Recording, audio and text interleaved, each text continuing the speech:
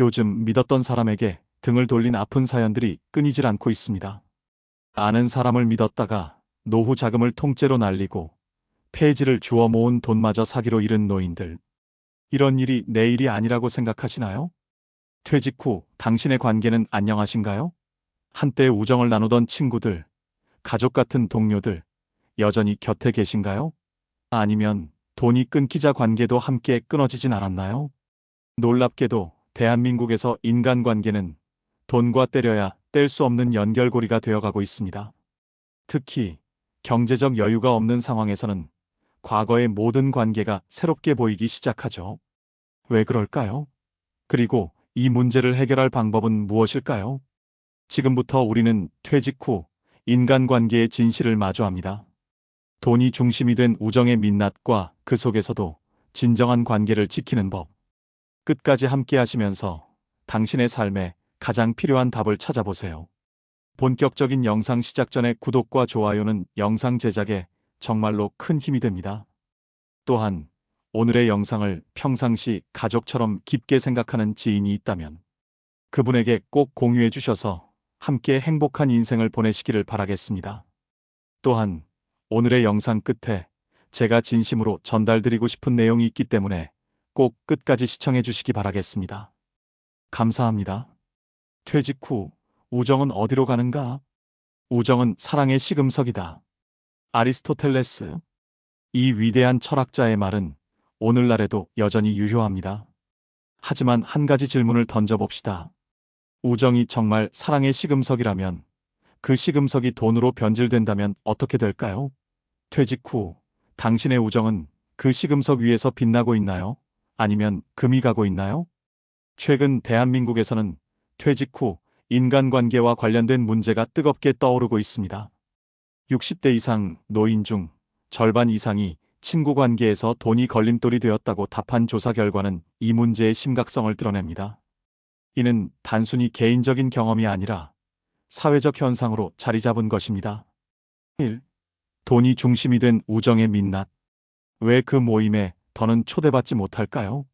50대 후반까지 한 대기업의 임원으로 활동했던 K씨는 퇴직 후 얼마 지나지 않아 골프 모임에서 점점 소외감을 느꼈습니다. 퇴직하고 시간이 생겼으니 더 자주 보자라는 친구들의 약속은 사라졌고 초대받던 골프 모임의 연락도 점차 뜸해졌습니다. 처음에는 배려 때문이겠지라며 넘겼지만 곧 깨달았습니다. 현재의 경제적 위치가 초대 여부를 결정짓고 있었던 것입니다.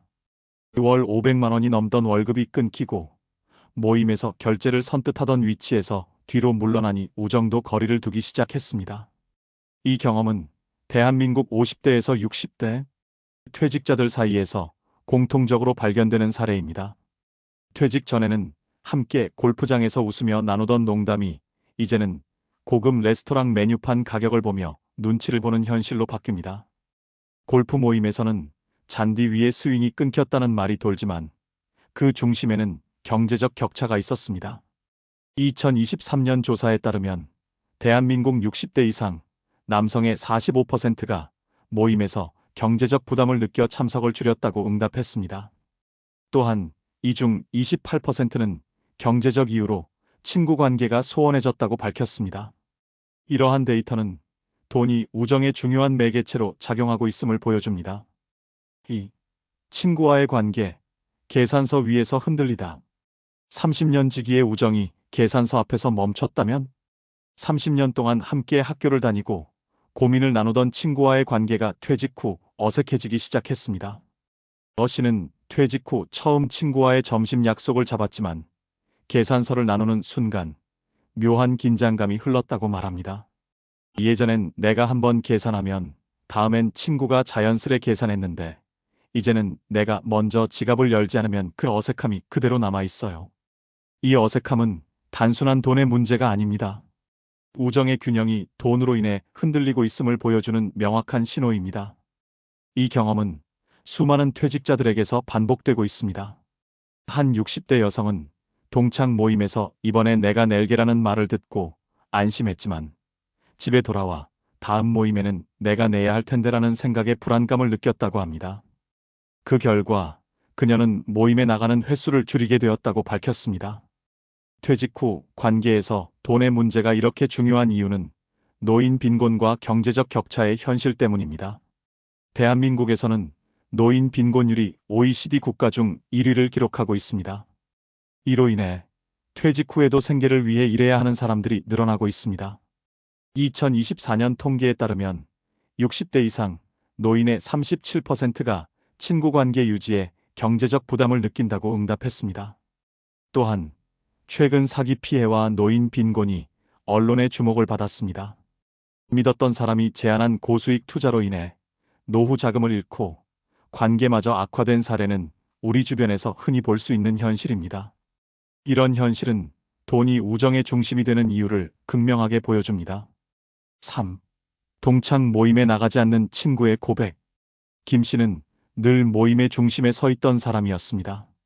친구들 사이에서 우리 분위기 메이커로 불리며 동창 모임을 한층 빛내주던 그녀가 최근 들어 모임에서 보이지 않았습니다. 처음에는 건강이 나빠졌다며 참석을 미뤘지만 진짜 이유는 따로 있었습니다. 모임 회비가 부담스러웠어요. 내가 낼 수도 없고 다른 사람들이 대신 낼까봐 미안했어요. 그냥 안 가는 게 낫겠다 싶었죠.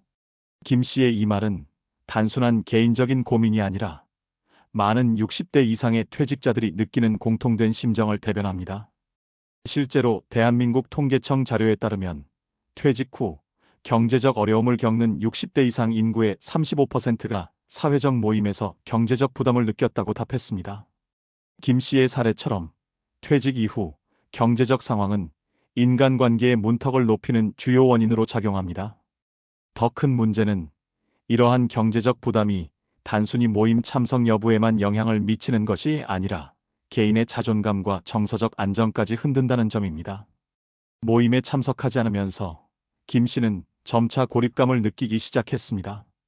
다른 친구들은 나를 이상하게 보진 않을까? 내가 없는 자리에서도 내가 이야깃거리가 되지 않을까? 그녀는 모임을 멀리할수록 이런 생각에 사로잡혔습니다. 이 문제를 해결하기 위해 일부 모임은 회비를 낮추거나 경제적 부담이 적은 방식으로 전환하려는 움직임을 보이고 있습니다. 예를 들어 서울의 한 동창 모임에서는 모든 회비를 없애고 각자가 가져온 간단한 음식을 나누는 방식으로 운영됩니다. 한 회원은 이렇게 하니 돈에 대한 부담 없이 더 진솔하게 이야기를 나눌 수 있어서 좋아요라고 말합니다. 4.